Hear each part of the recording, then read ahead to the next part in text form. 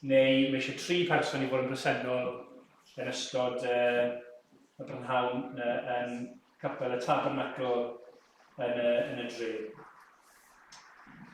Os dwi'n mynd, fydd Jos Edwards yn arwennu y prynhawn am 5 yn yr Oedfa, ac yna wythnos nesaf bydd Emyr yn arwen y 2 Oedfa. Ti'n ni ddarllen adnod o Salm 27, adnod 4, wrth ni ddod i ddechrau'r Oedfa. Un peth a fynnais yn yr arglwydd. Dyma'r wyf yn ei geisio. Cael byw yn hir arglwydd, holl ddyddiau fy mywyd. I edrych ar hawddgarwch yr arglwydd, ac i ymofyn yn ei defn. Yn ei droi at yr arglwydd mewn gweddi. O Dduw, dyma yr hyn i ni yn dymuno ceisio bore yma.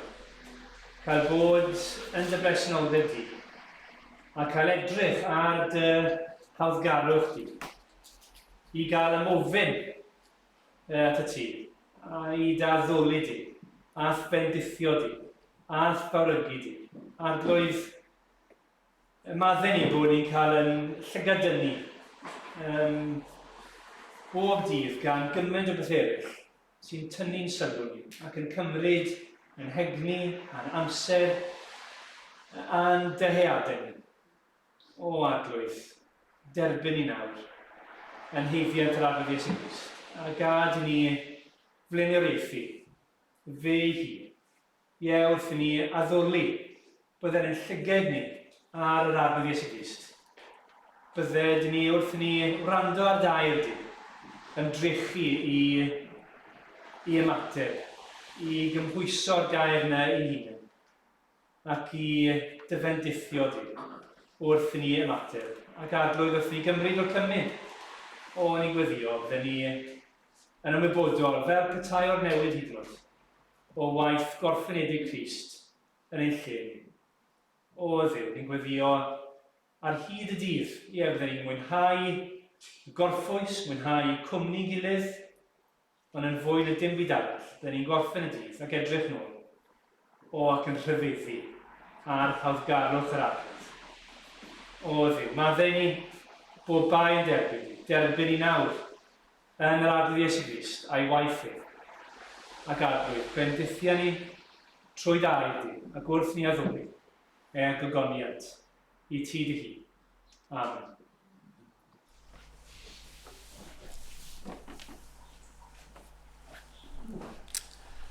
Wel, bore da, a chroeso i'r Oedfa. Gewch i ni ddechrau naddoliad ni bore yma gan i emyn rhif 69 yn y llyfr ymynech.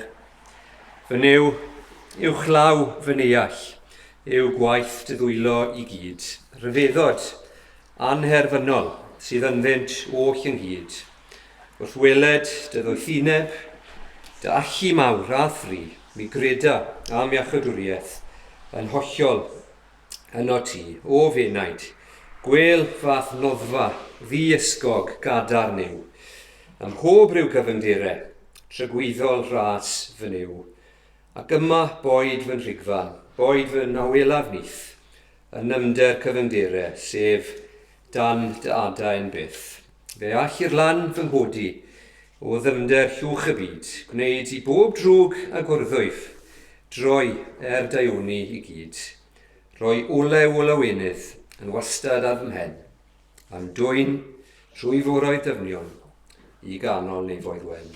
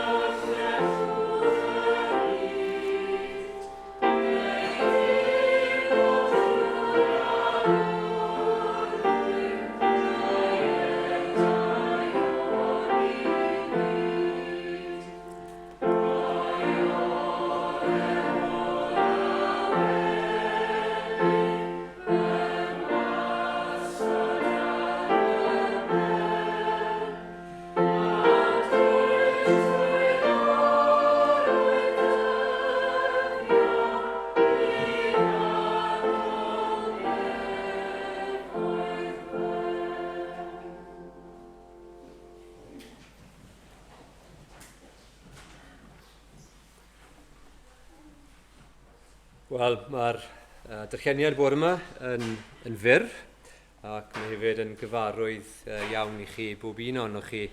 Mae'n siŵr a'r darlleniad yw Salm 23.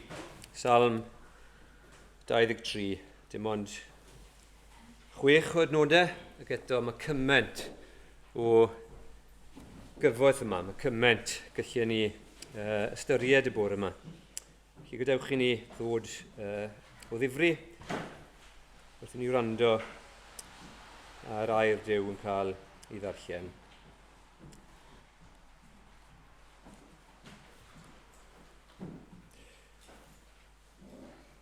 Yr arglwydd yw fy migael, ni bydd eisiau arnaf. Gwnaw mi orwedd mewn porfeydd breision, a thywys fi ger llaw dyfroedd tawel. Ac y mae ef yn fad fywio. Fe'm harwen ar hyd llwybrau cyfiawnder, mwyn ei enw. I mi gerdded trwy ddyffryn tywyll di, nid ofnaf unrhyw niwed, oherwydd yr wyt ti gyda mi, a thwialen a ffon yn fy nghysuro. Yr wyt yn arlwyo bwrdd o'n blaen, a ngwydd fy ngelynion. Yr wyt yn eneinio fy mhen ag olew, a mae fy nghwpan yn llawn. Yn sicr, bydd daioni a thrigaredd yn fy nilyn, bob dydd o'n bywyd. A byddaf yn byw yn hir arglwydd, weddill fynyddiau. Y bod i Dduw yn dithio y gwrandawiad a'n deall ni o air sanctaidd y bore yma. Ni'n mynd i codi i ganu eto geiriau sydd ar y lleiriad o'r Salm ni newydd ddarllen. Yr arglwydd yw fy migael clai, ni ad byth eisiau arnaf, gorwedd y gaf mewn porfa fras ar lan dwfr gloelas araf. Yn rhif 473.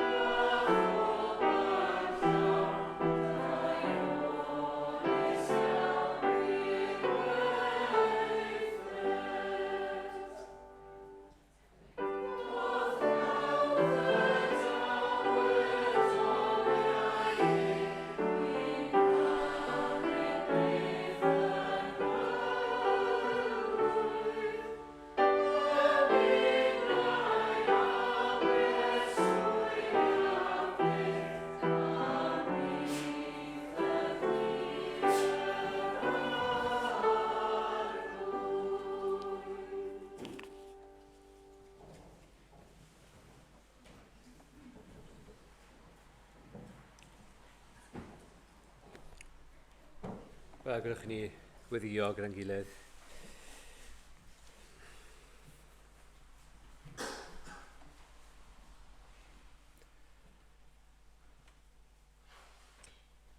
Ni dod o dyflan di yn awr o Dduw, y Duw holl echiog, y Duw sy'n holl bresennol ym mhob man, yn gweld pob peth, yn holl bwerus, yn dragwyddol, y Duw sydd, fel ni'n gwybod, sy'n hwnt i'n deall ni. Sut gallwn ni ddechrau dy ddeall di? Ac eto, ni yn diolch dy fod ti yn Dduw sydd yn datguddio dy hunan i ni. Dy fod ti'n Dduw sydd yn siarad ac yn dangos ac yn dy drigaredd di, yn rhoi y darluniau yma mwyn i ni gael deall yn well dy berson di, pa fath Dduw o'i ti. I ni yn ffôl ac yn dwp ac yn syml iawn. O'i ti yn mor ddoeth ac mor berffaith. Ni'n diolch i ti, dy fod ti wedi plygu y lawr ac wedi siarad gyda ni. Dy fod ti'n siarad yn ni trwy y criad o'n cwmpas ni. Ni'n diolch i ti arglwydd am sut mae hynny yn tystio i pa mor wych o'i ti. Pam ni'n studio hyd yn oed y pethau bach, y pethau lleia yn dy greadigedd di. I'r pethau mwyaf, i'r bydysawd yma sydd tu hwnt i'n meddyliau bach ni. Ti'n dangos dy fawredd di. Ac ni'n dod o dy flan di, yn cydnabod yn bod ni'n fach. Ni'n diolch i ti, dy fod ti yn rhoi'r cysyniadau yma trwy y gair, yn dangos i ni. Dy fod ti yn fugail. Dy fod ti yn grewr, dy fod ti yn graig, dy fod ti fel yr oen sy'n cael ei aberthu. Dy fod ti yn achubwr, dy fod ti yn dad, yn frawd, yn ffrind, yr holl bethau yma. Ni'n diolch i ti, dy fod ti'n siarad yn ni trwy dy eiriau perffaith di.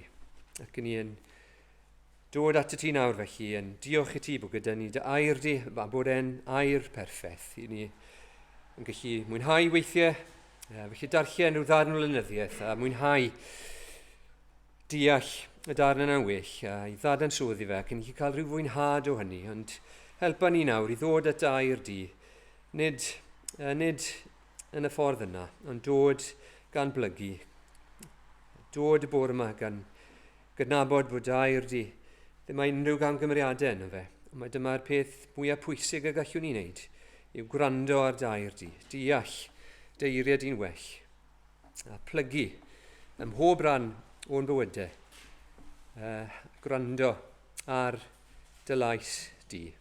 I ni yn diolch i ti o arglwydd am yr adnod yna, yr arglwydd yw fy migael. Yn gweddio, byddwn ni yn gallu dweud bore yma bod ni wedi mynd o yma gan ddeall y geiriau hynny'n well, ond yn fwy na dim byd bod ni yn gallu dweud yr arglwydd yw fy migael, bod dy fod ti yn fugail i ni, bod ni ddim jyst yn credu pethau a'n meddyliau, ond bod ni wir mewn perthynas gyda ti.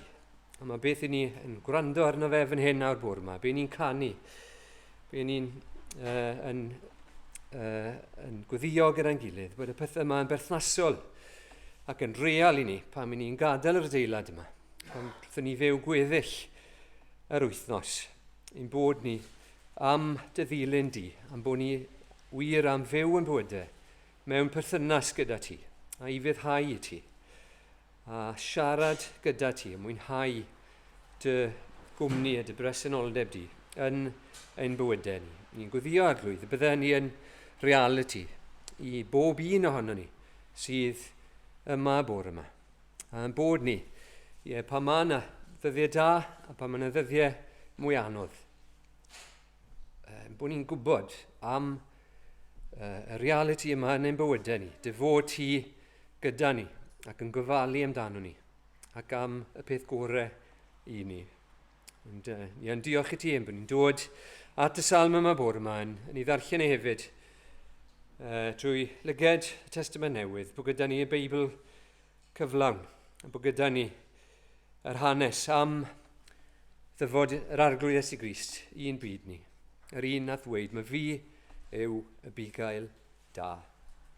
Y bugail da yn rhoi i fywyd dros y defaid. Helpa ni arglwydd i ddeall hynny y bore yma, i ddeall ystyr y groes, deall ystyr yr aberth yna. Gwyddio, wrthyn ni ddod at fwrdd y cymyn, a bydde hynny, darluniau yma'r symbolau yma wyt ti wedi rhoi i ni, bydde fe'n helpu ni i ddod gyda'n gilydd, wrthyn ni gyffesu ein beie, wrthyn ni fyfyrio ar aberth Iesu Grist, bydde ni yn deall sut mae'r arglwydd Iesu wedi dod yn fugail, yn un sydd yn gallu ein hachub ni, ni sydd methu wneud dim byd droson ni yn hunain, ni sydd felly weithiau yn trio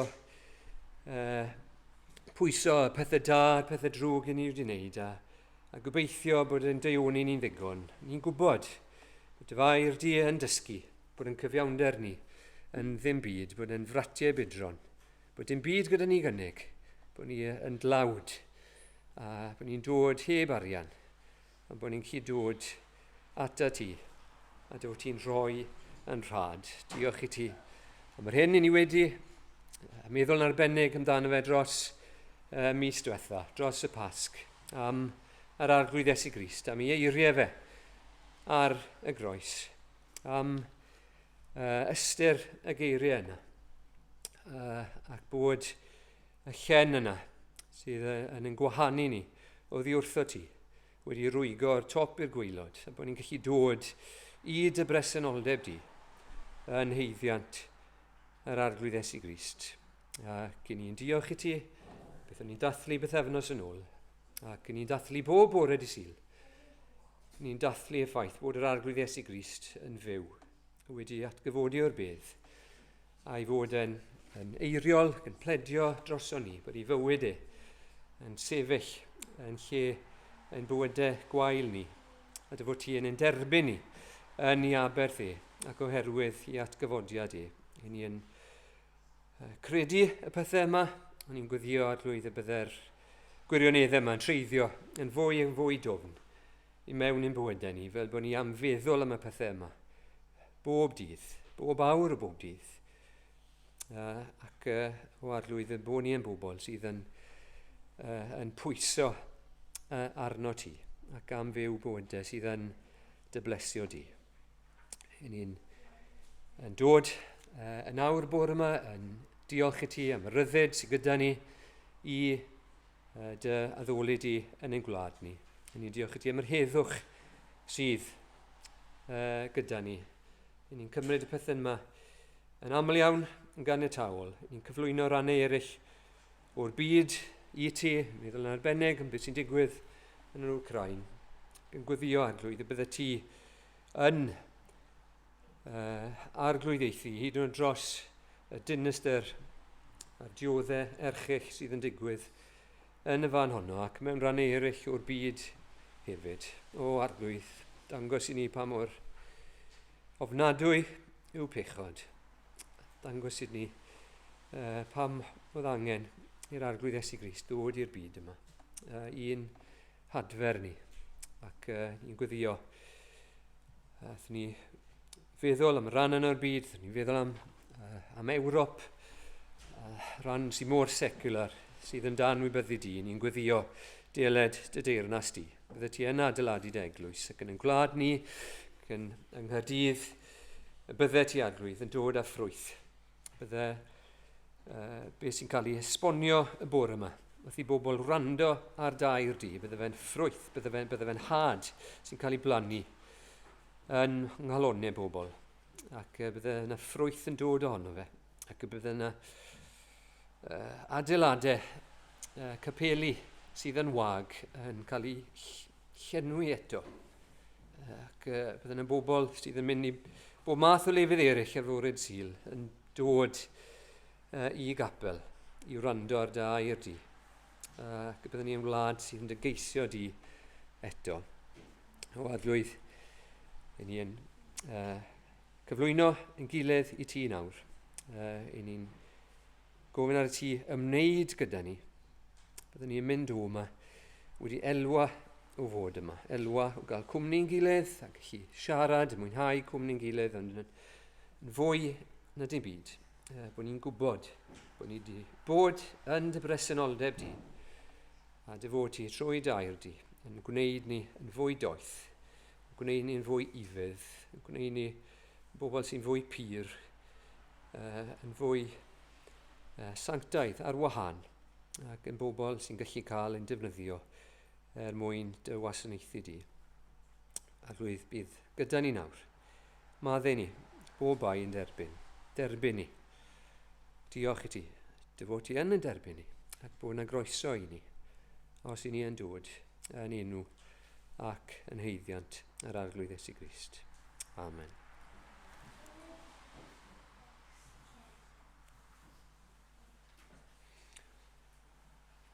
Wel, o'n i ganu eto, rhif 343. 343. O fugail ar Israel a'i Duw, hyfrydwch fy nghalon i gyd. Cael mwy wrth gymdeithas i fyw, yw testyn fy hiraeth o hyd. Am borfa hyfrytaf dy braidd, rwyf heddiw'n ymofyn yn brydd. Lle'i porthyr, lle'i cedwyr mewn hedd, rhag poethder a dwyster y dydd. O nifer dy braidd, gad i'n fod. Dwi'n gofyn na chwenech dim mwy, cael byw yn y byd dy glod, am cyd o gyneddu a hwy. Yn lloches y graig gwnaf fy nyth, nes darfod pob gofid a phoen. Caf noddfa yn dawel dros byth, yn gynnes a mynwes yr oen.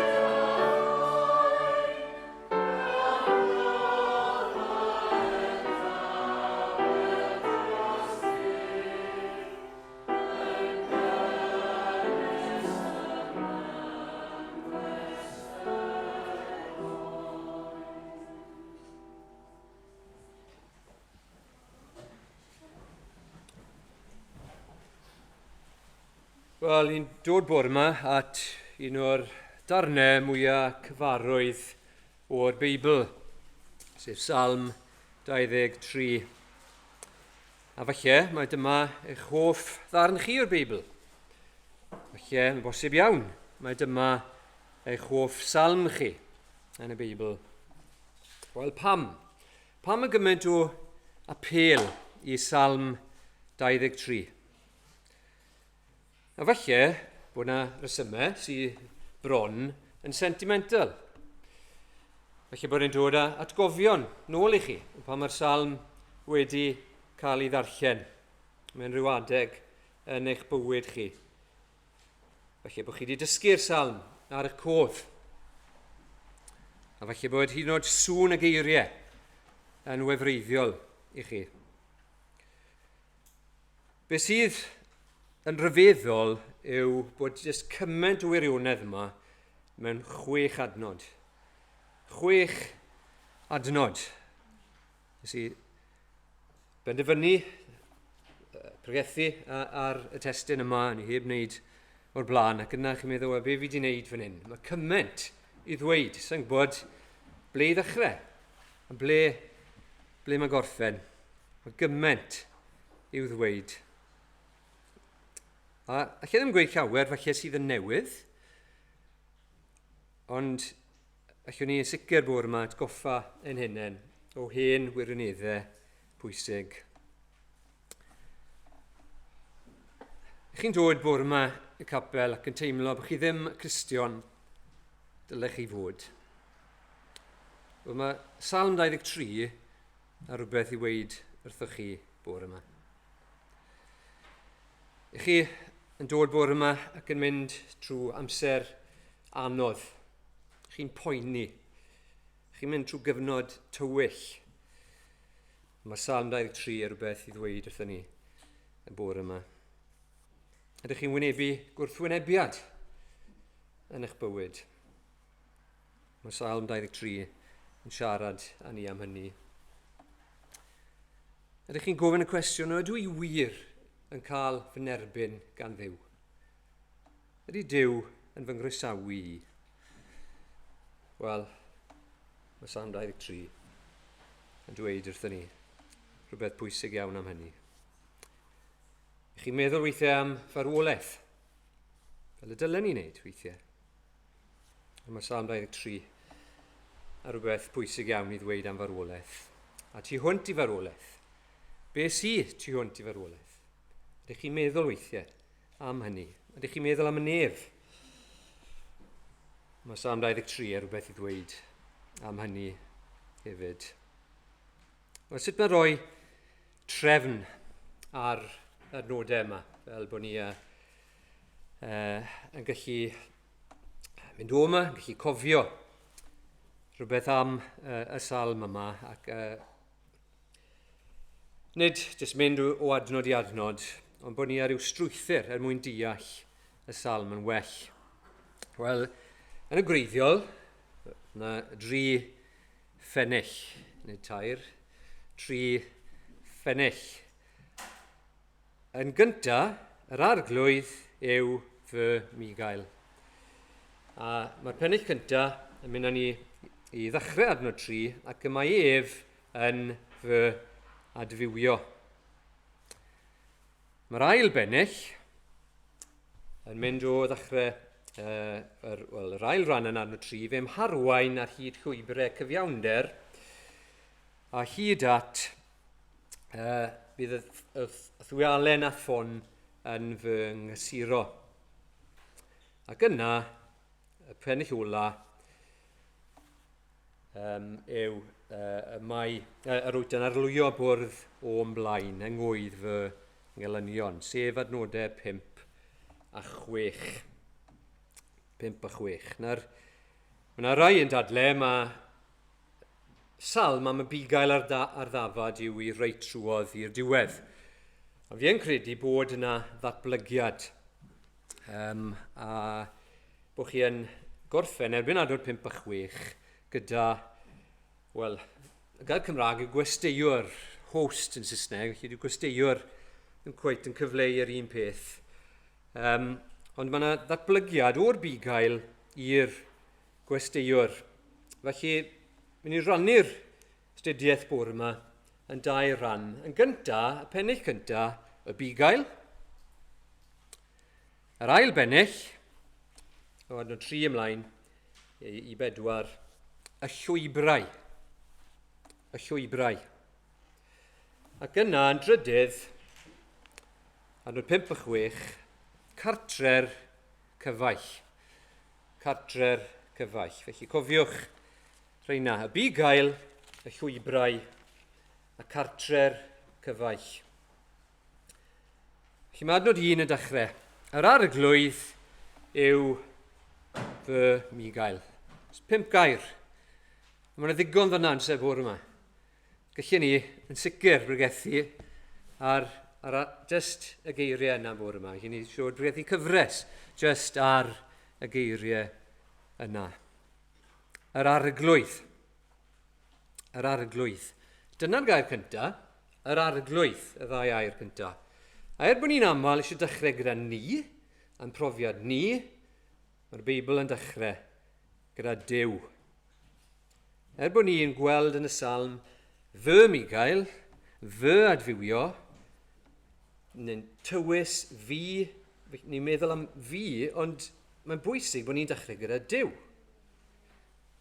Y mae ef yn adfywio fy enaid. Yr wyt ti gyda mi. Ni'n dechrau gyda beth mae Duw yn gwneud. Dyw Cristnogaeth ddim yn byti ni yn chwilio am ddiw. Does ddim unrhyw sôn yn y Beibl am y defaid yn chwilio am y bugail. Y bugail sydd yn chwilio am y defaid sy'n crwydro. Ac yn rhywun peth yn wir amdano ni. Duw sydd yn gweithio. Duw sydd yn chwilio am dano ni. Gyda dwi ddim yn dweud, Duw yw fy migail. Pan ni'n meddwl am y gair Duw, ni yn sicr meddwl, mae syniad o'r crewr, yr un sydd yn bwerus, yn holl a lluog, ond y gair fan hyn yw yr arglwydd. Bydd y Dafydd, wrth gwrs, wrth ddarllen llyfrau Moses, yn gwybod am Dduw Abraham, Duw Isaac, Duw Jacob, y Duw personol, Duw y cyfamod, y Duw sydd yn achub ac yn dod ar Israeliad allan o wlad yr Aifft. Dyma Duw sydd fan hyn, y Duw personol, yr arglwydd. Ac yna mae'r gair yma, bugail. A fel o'n i'n dweud cyn i wrthwyddio, mae llawer eiriau yn y Beibl i ddisgrifio Duw, achos mae Duw tu hwnt i ni. A felly mae'r concepts yma gyda ni, mwyn i ni drio deall yn well pwy yw Duw. Mae'n greawdwr, mae'n arglwydd, mae'n farnwr, mae'n frenin, mae'n graig, mae'n achubwr, mae'n dad.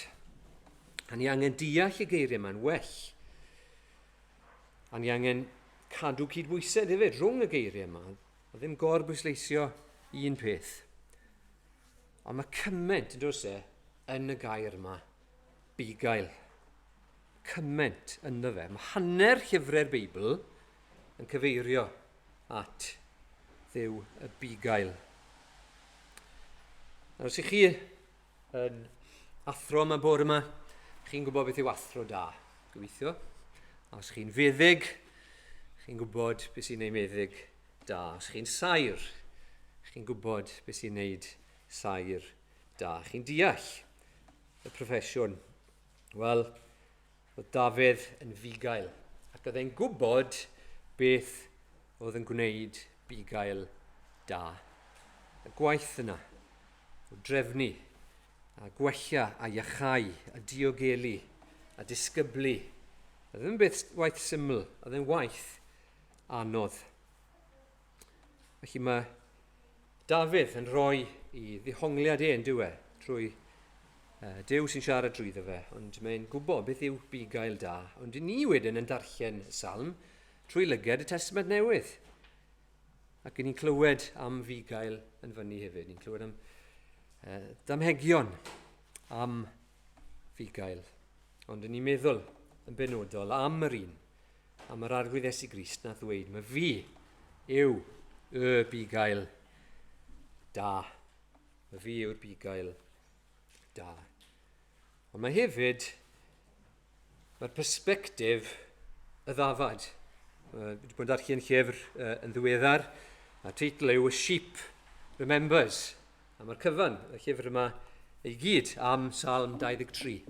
A rhywun edrych nôl dros ei fywyd. Oedd y dyn yma wedi cael cancer am 30 flynyddoedd. A oedd yn mynd a dod nôl o hyd ac o hyd.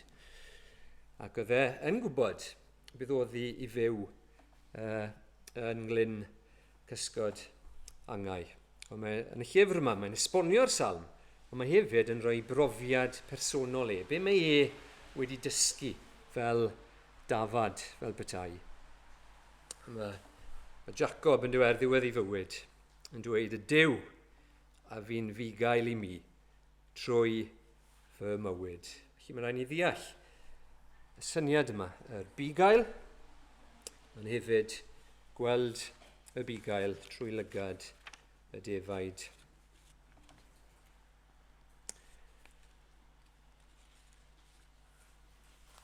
Un o'r geiriau mwyaf pwysig yn y salma yw fy. Chi'n darllen yr adnod gyntaf yma. Yr arglwydd yw fy migail. Pa un yw'r gair mwyaf pwysig? Mae'n anodd dweud yn dweud. Yn hyd o'r gair yna, yr arglwydd yw fy migail. Dwi ddim yn gweddio y bydde yr arglwydd yn fugail. Mae'n dweud, mae yn fugail. Yr arglwydd yw fy migail. Mae hwnnw'n air arbennig. Ond beth am y gair yma? Fy migail. A mae'r un sydd wedi creu popeth, sydd yn reoli popeth. Yr un sy'n dweud, mae fi yw. Yr un sy'n gweld popeth ac ym mhob man ar bob amser. Mae Dafydd yn gallu dweud, mae'n fugail i fi. Bod ni ddim yn bwysig, ddim yn bwysig bore yma, ydyn ni? Ddim yn bobl enwog, ddim yn bobl arbennig iawn. Ac eto, os ni'n Gristnogion, ni'n gallu dweud yr arglwydd yw fy migail. Mae'r arglwydd wedi dod i chwilio amdano ni, i ni mewn perthynas gyda fe. Ac mae'n ein harwen ni ar lwybr o'r byd yma, trwy'r byd yma, i'r nef. Ac mae gyda ni bob munud yn gofalu amdano ni. Iesu Grist yn dweud, yr wyfan adnabod fy nefaid. Am defaid yn fy adnabod i. Mae'r defaid yn nabod llais y bugail. A dyna beth sy'n bwysig y bore yma. Ddim jyst bod ni'n credu pethau a'n pen, ond bod ni wir yn gallu dweud bod gyda ni berthynas gyda yr arglwydd Iesu Grist. Bod ni'n dilyn. Dyna beth mae'n golygu. Mae'r ddafad yn dilyn llais y bugail. Ni'n gwrando ar yr arglwydd Iesu Grist. Ydych chi gallu dweud y frawddeg yn y bore yma? Yr arglwydd yw fy migail. Gyda'r pwysles yna ar y fy. Wel, oherwydd taw'r arglwydd yw fy migail, ni bydd eisiau arnaf. A dyma ddarlun o fodlonrwydd llwyr. Dyna bych chi eisiau bore yma? Bodlonrwydd. Bod chi'n fodlon mewn bywyd. Beth bynnag yw'ch amgylchiadau chi, beth bynnag sy'n digwydd, mae bywyd yn lan a lawr, bod chi yn fodlon. A'ch bod chi hefyd ddim yn ofni. Bod chi'n fodlon yn dweud, oes dim angen dim byd arall arno fi. A darlun fan hyn, o'r defed, mae gyda nhw i bwyd, mae gyda nhw i dŵr, ac maen nhw'n ddiogel. Y porfeidd breision, y dyfroedd tawel. A felly, be maen nhw'n wneud? Gorwedd. Yr unig bryd mae defed yn mynd i orwedd yw pan maen nhw'n fodlon ac yn hapus a sdim byd gyda nhw i ofni, achos maen nhw'n saff. Maen nhw'n saff achos bod y bugail gyda nhw. I chi'n ofni bore yma? Bosib iawn bo chi. Dros 500 weithiau yn y Beibl, Dyw yn dweithio ni.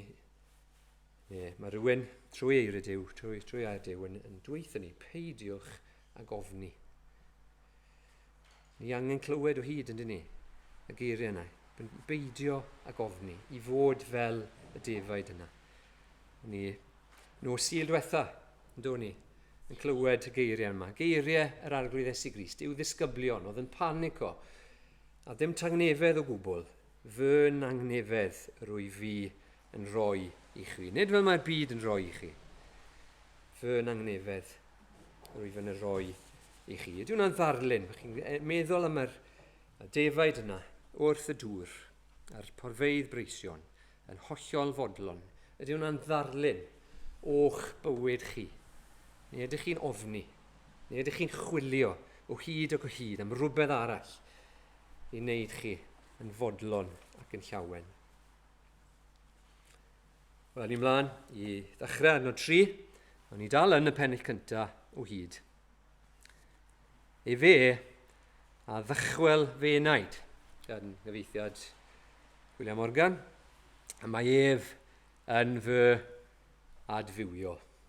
He restores my soul. Mae Defed yn bethau twp, a be maen nhw'n wneud? Maen nhw'n crwydro. A maen nhw'n mynd ar goll. A maen nhw'n mynd yn sownd yn rhywbeth. A maen nhw'n hollol ddiamadferth.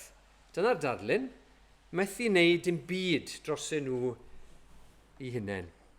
A mae'r bigel angen chwilio ac achub ac adfywio.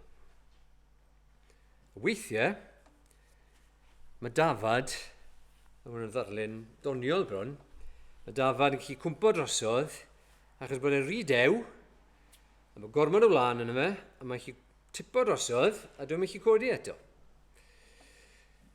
A mae'n ffili wneud dim byd dros dy fe ei hun. Ac mae'n gallu bod yn beryglus, achos mae'n bod math o nwyon yn nghorff y Ddafad sy'n gallu bod yn beryglus.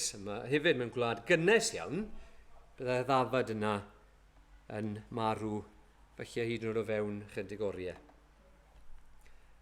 Nawr, fi baratoi, bod ni, wel, hyd yn oed bore yma, nath darlun dod i'n feddwl i, sy'n eitha tebyg i'r darlun yna, a fi'n siŵr wneud aros yn eich cof chi. A mae'r darlun, fi'n siŵr fydd e ddim yn ddiolchgar i fi am hyn, ond mae darlun am Tristan Hallam. A mae nifer o'n chi'n nabod Tristan, achos oedd e'n arfer bod yn weinidog, yn gyd-weinidog gyda Emyr rhai blynyddoedd yn ôl. Tair blynedd yn ôl, sydd dringo sawl mynydd, ond un ohonyn nhw oedd Tryfan, ac o'n i'n dod lawr o'r mynydd, yn ffôl iawn, yng nghanol y nos, mewn glaw. A dyna ni'r torches yma, heblaw o'n i ddim gallu gweld dim byd. Ac o'n i'n cerdded, Tristan tu ôl i fi, ac yna fi'n clywed y waedd yma, o'n i'n troi rownd, dynyddio'r torch, o'n i'n ffili gweld dim byd. O'n i'n ffili gweld e, o'n i'n gweld le oedd e. A Tristan wedi llithro dan rhyw garreg, ond ddim jyst wedi llithro, ond oedd e wedi mynd ar ei gefn a lawr mewn i'r twll yma. A wrth gwrs, rucksack ar ei gefn, ac oedd e methu troi, oedd e methu cael i'w draed, a sy'n ni, yn ffrind arall, Steffan ddim wedi bod yna, wel, bydde fe wedi bod yn beryglus iawn. Oedd e methu symud. Oedd ei drad e yn yr awyr, a felly oedd y ddau ohono ni'n gyffwrdd cydio un ym mhob coes, a'i lusgo fe, a'i dynnu fe o'r twll yna. Wel, hwnna'n ddarlun, felly, sydd yn helpu ni i ddeall. Pan ni'n meddwl am y darlun yma o'r Ddafad sy'n ddiamadferth. Dyna sut i ni. I ni fel na. I ni'n crwydro. Ac i ni wedi mynd ar goll. Ac i ni wedi cael hunain mewn rhyw barbed wire, neu mewn rhyw dwll. A ni fod na'n gorwedd yn coesau yn trad yn yr awyr ac yn methu wneud dim byd dros o'n i'n hunain. I ni ddim gallu achub yn hunain. Mae angen y bugail arno ni. A dyna pam mae Iesu Grist yn dweud, mae fi yw'r bugail da. Dafydd ei hun yn dod yn rhywun oedd yn gwybod beth oedd crwydro a beth oedd cwmpo. Chi'n cofio yr hanes fe'n pechu gyda Bathsheba, ac yn trefnu i'w gŵr gael ei ladd. A mae Nathan y proffwyd yn mynd ato fe. Ac dyna'r beth sy'n cael ei ddarlunio fan hyn. A mae ef yn adfywio fy enaid. Mae e'n dod ac yn ein hachub ni. A felly bore yma, felly bod yna, yn eich bywyd chi, rhyw bechod sy'n eich caethiwo chi. Felly bod yna rhyw chwerder, felly bod yna rhyw agwedd neu ysbryd yno chi, sydd ddim yn gywir. A chi wedi crwydro, a chi ddim yn gweddio, a chi ddim yn darllen y gair. Chi'n bell o ddiwrthyw. Mae gweddiwch y bore yma, y bydd y bugail da. Bydd yr arglwydd Iesu Grist yn dod i'ch adfer chi, i'ch adfywio chi. Hoff iawn o'r eiriau'r emyn yna. Diolch byth am bara i alw ar fy ôl, ar hyd fy oes. Mae'n siŵr bod sawl un o'n ni bore yma. Chi tystio bod Duw wedi para i wneud hynny, bod y bugail wedi galw ar yn hôl ni. Wel, dyna'r pennill cyntaf. Yn dod at yr ail bennill. Y llwybrau. Y llwybrau. Fe mharwain ar hyd llwybrau cyfiawnder. Mwyn ei enw. I mi gerdded trwy ddyffryn tywyllt i. Nid ofnaf unrhyw niwed, oherwydd yr wyt ti gyda mi. A thwialen a ffon yn fy nghysuro. Felly mae yna ddoi beth fan hyn fi'n credu. Mae yna yn y lle cyntaf, mae'r llwybrau cyfiawnder. Y llwybrau cywir. Os chi'n deall beth yw fod yn fugail yn y dwyrain canol, mae'r bugail yn arwen. Ac mae'r defed yn cerdded ar y llwybr, yn dilyn y bugail. Mae yna lwybrau cywir, ond ni'n gwybod sut mae'n dehongli hynny. Pan ni'n meddwl am lwybrau bywyd, mae yna lwybr sydd yn iawn.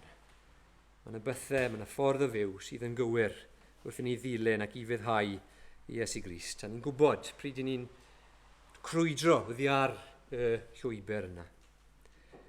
Ond yn ail, mae'r llwybr weithiau yn arwen ni i lefydd tywyll iawn. Mae'r llwybr weithiau yn arwen trwy'r dyffryn tywyll. Yn gyntaf, y llwybrau cyfiawnder yma. Dyw'r arglwydd ddim am i ni i grwydro oddi ar y llwybr. Mae'n gwybod beth sydd orau i ni. Mae'n gwybod beth sy'n neud lles i ni. Ni ar y llwybr pam i ni yn ei ddilyn ni, pam ni'n gwrando ar ei lais e. A pan ni'n gadael y llwybr, mae'n arwen ni i bergl. Mae'n arwen ni i wneud mes o'n bywydau ac i orfod sefyll o flaen Duw y barnwr yn euog am hynny. Ond sylwch ar y geiriau yma, felly bod chi ddim wedi sylwi arnyn nhw o blaen. Fe mharwen yr hyd llwybrau cyfiawnder mwyn ei enw. Mwyn ei enw. Mae Duw wedi addo, mae Duw wedi rhoi ei air, a mae methu torri ar y ddewyd yna. Mae ni'n dod at y gair yna, cyfamod. Bod Duw yn addo, bod fe'n tyngu llw, a dwi ddim gallu torri y llw yna.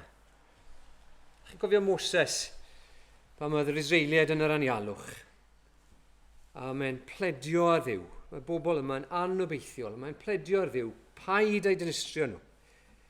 Paid a dinistrio'r bobl yma. Achos bydd y cenhedloedd yn dweud, wel, mae Duw nhw wedi gallu dod â nhw mas o wlad yr Aifft, ond dwi ddim wedi gallu i hachub nhw yn y pen draw. Maen nhw wedi marw yn yr anialwch. A bydd hynny dod â anfri ar dy enw di o Dduw. Mae Moses yn pledio anrydedda dy enw. A dyna'r cysur i ni. Pam ni'n meddwl am y darlun yma o grwydro oddi ar y llwybr yma. Sut ni'n gwybod yn bod ni ddim yn y pen draw, os y'n ni wir yn Gristnogion, sut ni'n gwybod bod ni ddim yn mynd i grwydro a mynd yn llwyr ar goll? Os ydyn ni wir yn un o'r praidd yn Gristion go iawn, sut ydyn ni'n gwybod hynny? Ydw yn dibynnu arno ni, bod ni yn mynd i ddal ati y byw yn gywir, y dilyn yr arglwydd Iesu Grist. Wel na, mae'n dibynnu yn y pen draw. Os ydyn ni wir yn Gristnogion, mae'n dibynnu ar y bugail ei hun. Bod Duw methu torri ei ddewyd mwyn ei enw, bod e'n mynd i'n cadw ni. Bod Iesu Grist wedi dweud, os ych chi yn Gristion, os ych chi yn un o'i bobl ni ddwg neb hwynt allan o ymllaw i. Dyna y sicrwydd sydd gyda ni bore yma.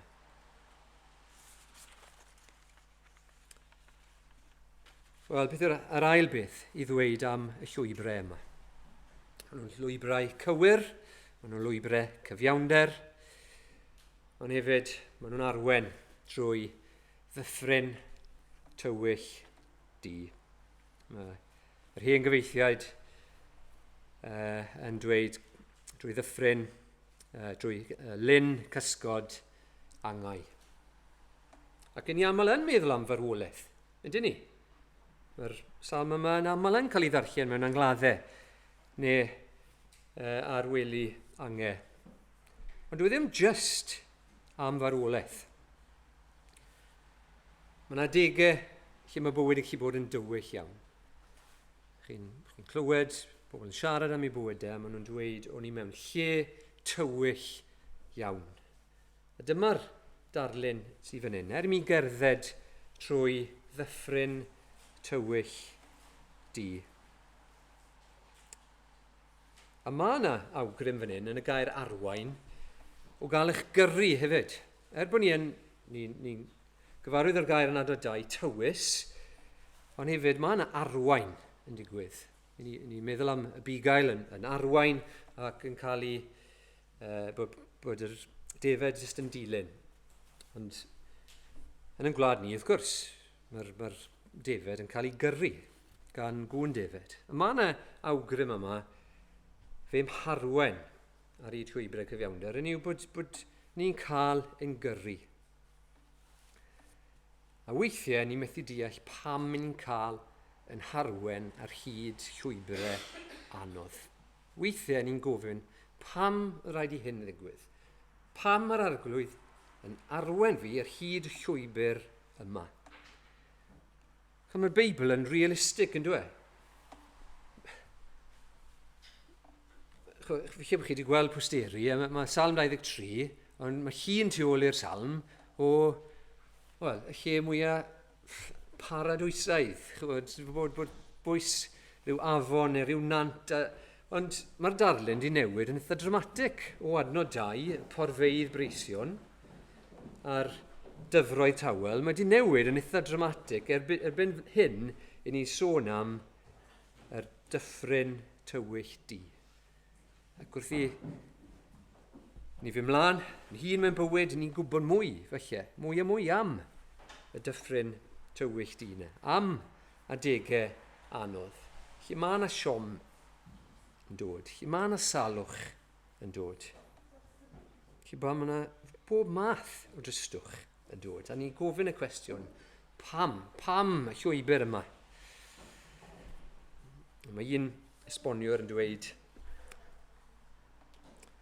the dark valley or ravine is as truly one of his right paths as are the green pastures of verse 2.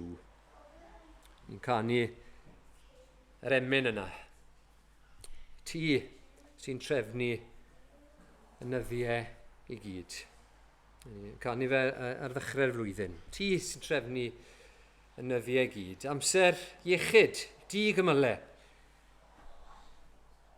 A chysgodion diwedd oes. Dyddiau da a'r dyddiau anodd. Habakkuk, yr adnod yma. Nad yw'r ffygisbren yn blodeuo, ac nad yw'r gwynwydd yn dwy'n ffrwyth, ac yw'r canheuaf olew balli, ac nad yw'r meisydd yn rhoi bwyd, i'r praidd ddarfod o'r gorlan, ac nad oes gwartheg yn y beidy. Eto, llawen uchaf yn yr arglwydd. Y dyddiau da a'r dyddiau anodd, ni'n gallu dweud, nid ofnaf unrhyw niwed. Pam? Oherwydd yr wyt ti gyda mi. Cyn ni ddim felly yn meddwl ddigon am farwolaeth. Ond pam ni yn wynebu marwolaeth, i ni'n mynd trwy hynny yn y pen draw, ar yn pen yn hun. O'n i bai bod yr arglwydd gyda ni. Rwy ti gyda mi.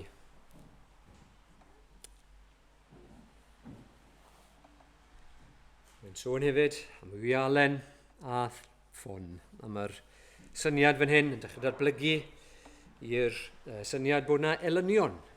Mae yna elynion yn dos o'n cwmpas ni. Mae diafol, byd, mae'r hen natur sy'n yno ni. Mae yna elynion. Mae yna wialen. Mae'r arglwydd, mae'r bugail gyda ni. Mae'r wialen yno yn benna mwyn yn amddiffyn ni. Amddiffyn ni rhag unrhyw elyn. Fel bydde fe'n amddiffyn y defaid rhag unrhyw anifeiliaid gwyllt. Mae'r ffon yno yn rhywbeth i ni'n gallu pwyso arno. Ni'n pwyso ar y ffon. Wel, ni'n dod i'r pennill ola, adnod 5 a 6. A mae'n bosib bod y darlun eisoes wedi symud o'r bugail ar ddafad i ddau gyd-eithiwr gyda'i gilydd. Un yn amddiffyn y llall. Mae'n bosib bod hynny wedi digwydd cyn hynny, ond yn sicr, dyma beth sydd gyda chi erbyn adnod 5 a 6.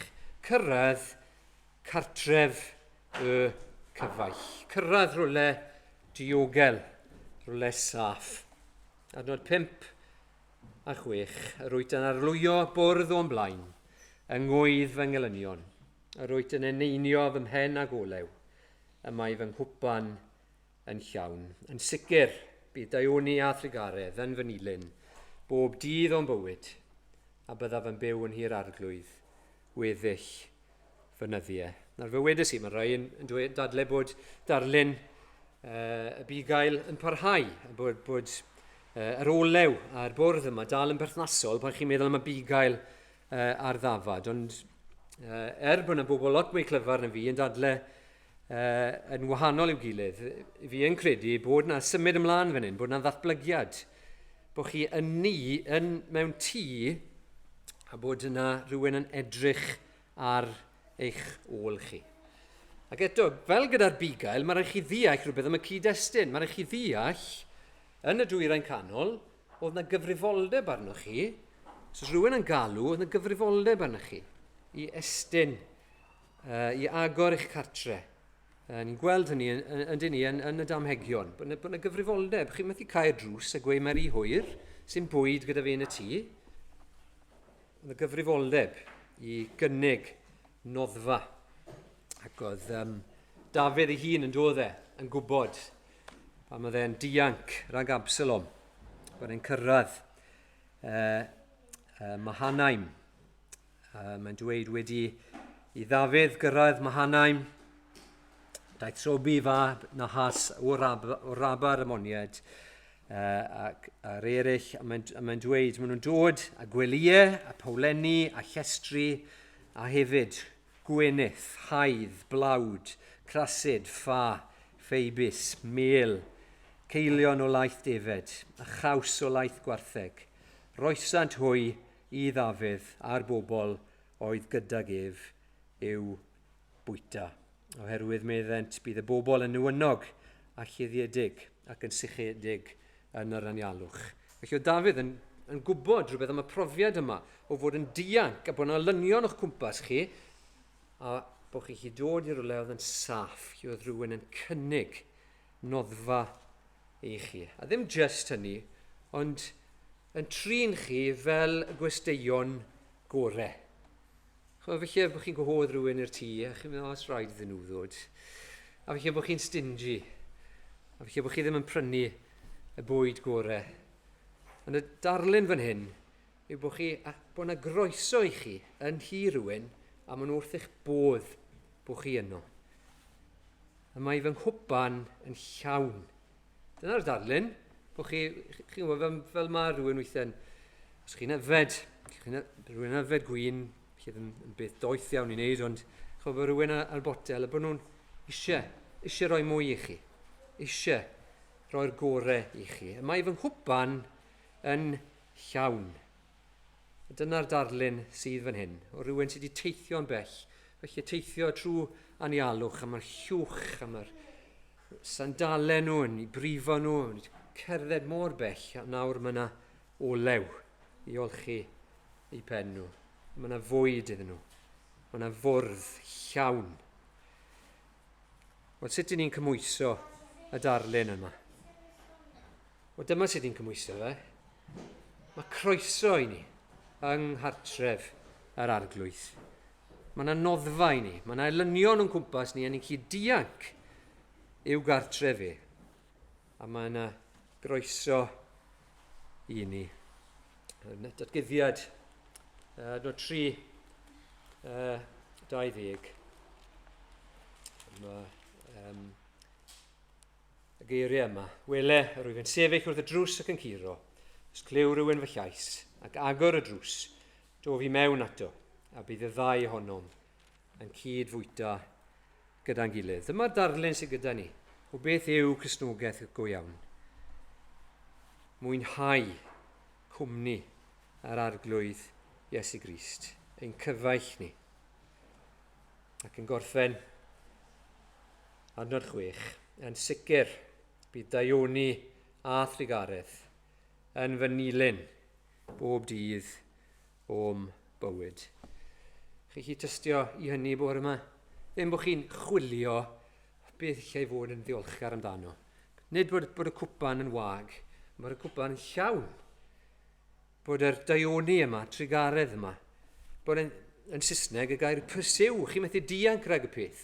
Mae gymaint ohonyn nhw, mae gymaint o bethau i fod yn ddiolchgar amdano, achos bod Duw yn dda i ni, a bod e'n drigarog tuag ato ni, a bod y trigaredd yna, a'r daioni yna, dilyn chi, yn ein dilyn i bob dydd o'n bywydau. Ac yna, byddaf yn byw yn hir arglwydd, weddill fynyddiau. Mae'r hen gyfeithiad yn dweud byddaf yn byw yn hir arglwydd yn dragywydd. A gallech chi ddadle, wel, beth yw'r ystyr fan hyn? Efe gweddill fynyddiau? Wel, mae'n amlwg yn dyfe. Mae Duw cyfamod sydd gyda ni, a bod ei gyfamod yn dragwyddol gyda ni. Byddai fe ddim yn gwneud synwyr i ni i feddwl bod Duw yn dweud bod e gyda ni, ond yna ddim gyda ni ar ôl i ni farw. Mae e gyda ni yn dragywydd. Wel, ni ddarllen yr adnod yma i orffen datgyddiad yn mynod 7, adnod 13-17. Mae'n sôn fan ni am y rai sydd wedi gwisgo a mentyll gwyn. Pwy yw'r rain? O ble y deithant? Y rai sydd wedi dod allan o'r gorthrymder. Mae'n rhoi darlun i ni o'r nef. Y rai sydd wedi canu yng ngwaed yr oen. Am hynny, mae'n o flaen gorsedd Duw, ac yn ei wasanaethu ddydd a nos yn ei deml. A bydd yr hwn sy'n eistedd ar yr osedd yn llwches iddynt. Ni newynant mwy, ac ni sychedant mwy. Ni ddaw ar ei gwarthaf, na'r hael, na dim gres, oherwydd bydd yr oen sydd yng nghanol yr orsedd yn ei bugeilio hwy, ac yn ei harwen i ffynhonnau dyfroedd bywyd, a bydd Duw yn sychu pob deigryn o'i llygaid hwy. A diolch i Dduw am iair y bore yma, a boed i ni gyd fod yn gallu dweud, yr arglwydd yw fy migael. Wel, chi ni ganu cyn bod ni yn dod at fwrdd y cymun. Ni'n mynd i ganu emyn sydd yn gyfarwydd. Ni ddim yn credu bod unrhyw emyn arall y gallu ni i dewis. Abigail Mwyn, o'r nef a ddaeth i lawr, i geisio ei braidd, trwy'r erchyll anial mawr. Ei fywyd roes yn aberth yn ei lle, a'i crwydred hwy, ddialwyd arno fe.